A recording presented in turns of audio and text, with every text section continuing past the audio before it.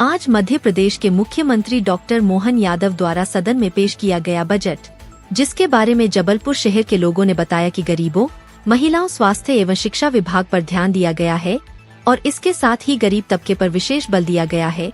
साथ ही शहर वासियों का कहना है कि धराशाही हो चुके उद्योगों, इंडस्ट्रीज पर सरकार की तरफ से कोई विशेष ध्यान नहीं दिया गया है, जिसमें शहर की जनता के हिसाब से यह काफी संतुलित बजट है। और राहत पहुंचाने वाली बात यह है कि आम जनता पर कोई भी विशेष प्रकार का टैक्स नहीं लगा है।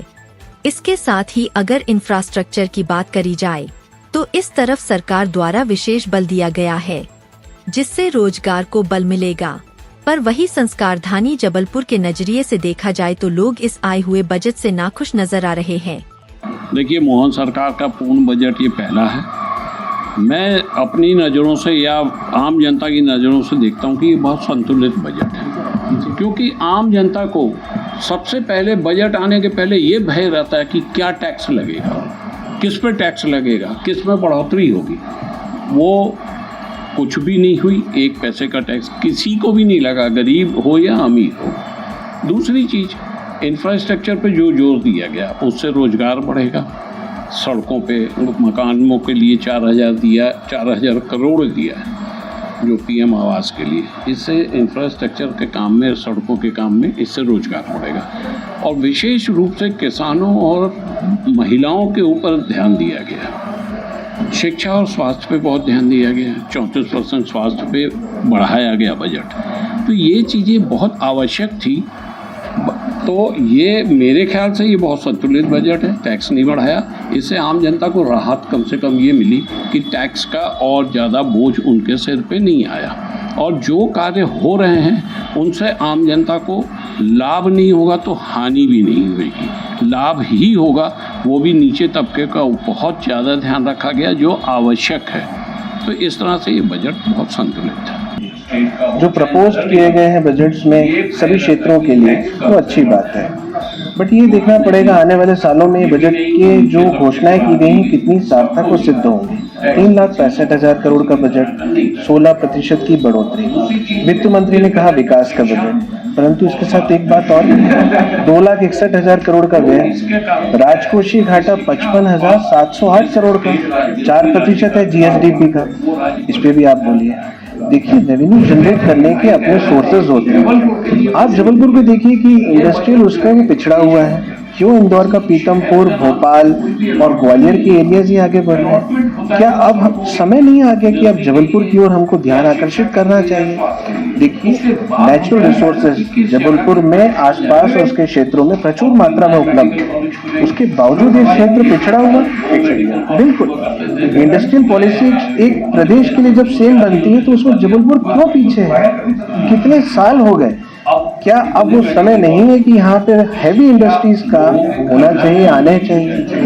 आज का बजट देख के तो जो लगा है लगभग कैरी फॉरवर्ड बजट है। जो बजट पहले से चला आ रहा था उसमें कोई खास चेंजिंग नहीं की गई है।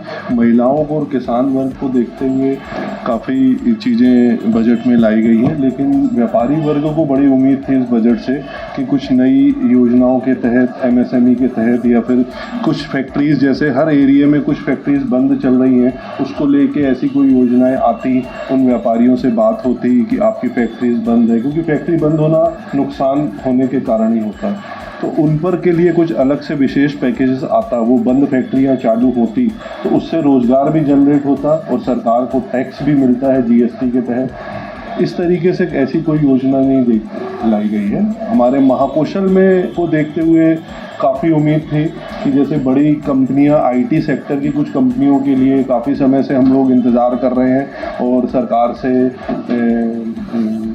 आग्रह भी किया जा चुका है कि कुछ कंपनियां ऐसी आएँ जिससे जो लोग बच्चे बाहर पढ़ने जाते हैं वो कम से कम अपने शहर में ही पढ़कर यही जॉब जनरेट हो सके, वो अपने घर पे रहकर ही जॉब कर सकें।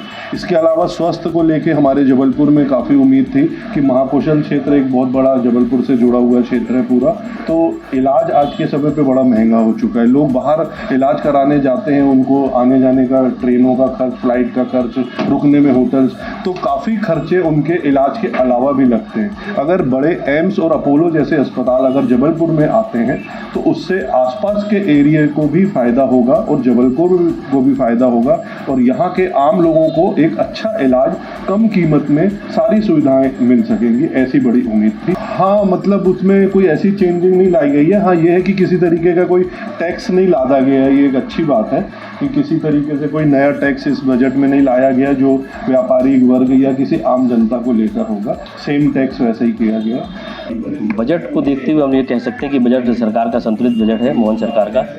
लेकिन जबलपुर संस्कार धानी के लिए, उद्योग क्षेत्र के लिए, व्यापार क्षेत्र के लिए बजट में कोई प्रावधान नहीं है। गरीबों का, महिलाओं का, स्वास्थ्य का ध्यान तो रखा गया है, लेकिन उद्योग, मरते उद्योग जबलपुर के, इसकी तरफ किसी भी लोगों का ध्यान नहीं गया है। इतने मिनरल्स हैं, जितनी चीज़ें निकल रही हैं जबलपुर सामाजिक संस्थान हैं, लेकिन किसी तरह का उनमें कोई प्रावधान नहीं किया गया है। हमारे जबलपुर के लिए तो अच्छा बजट नहीं है। हमको ये था कि उद्योग के लिए कुछ करते, एमएससी सेक्टर के लिए कुछ करते, लेकिन इस सरकार ने इस तरह का कोई प्रावधान नहीं किया।